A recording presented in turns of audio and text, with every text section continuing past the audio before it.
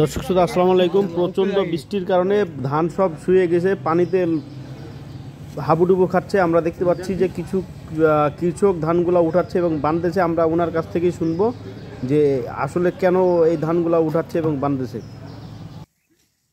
তো সারাদিনে কতটুকু মাটি উঠাইতে পারবেন?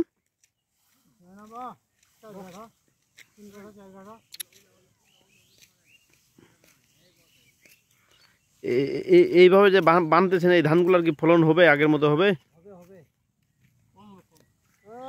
মেডিসিন দিবা হবে কম হবে কি হবে কম একটু কম হবে নি এরা কম হবে মেডিসিনটা দিলেও একটু কমে যাবে মেডিসিনটা আগের মতন কি এখন হবে তোমার শরীর কি চলবে হ্যাঁ তোমাকে কোয়া যাচ্ছে এলা মন্ডা কাছে ঢোকা দেছে নিকে চলে আসছে আগের মতন কি আগের মতন বলবে হয় নাকি হবে নি হ্যাঁ কেন কোতেন আগের মত মেডিসিন দিলেও আগের মত হবে নি আগের মত ভাই হয়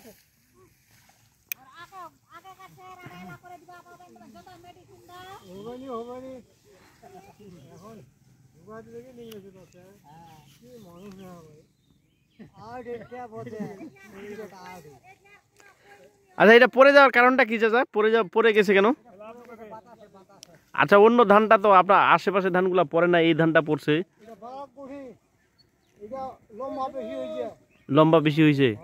আর কেউ কেউ বলে জমি বাড়ির ছাড় দিলে বেশি ওই ধানটা পড়ে বেশি, এটা কি ঠিক?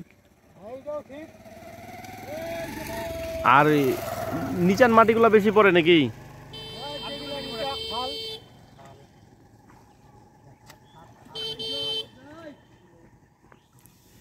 মানে 6 মাসের কষ্টের ফসল একদিনেই শেষ নাকি?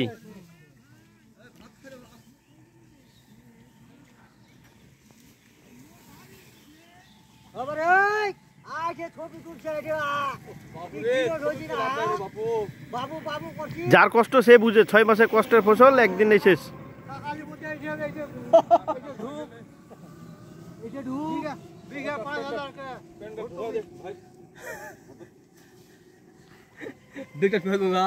আপনার ধান কতটুকু লাগাইছিলেন ভাই? কতটুকু লাগাইছিলেন ধান? এই টোটাল জি জি সম্পূর্ণ পড়ে গেছে। কতটুকু ধান পড়ছে আপনার? ও, টোটাল আজকে আপনার কয়টা জন খাটাচ্ছেন এই ধানগুলো উঠানোর জন্য? জি 10 জন। তাহলে তো অনেক টাকা আপনার ঘাটতি।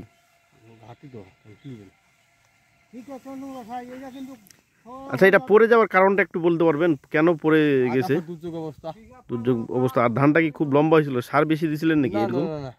অনেকজন বলতেছে ওই সার যদি বেশি হয় তাহলে ধানটা পড়ে যায় বেশি।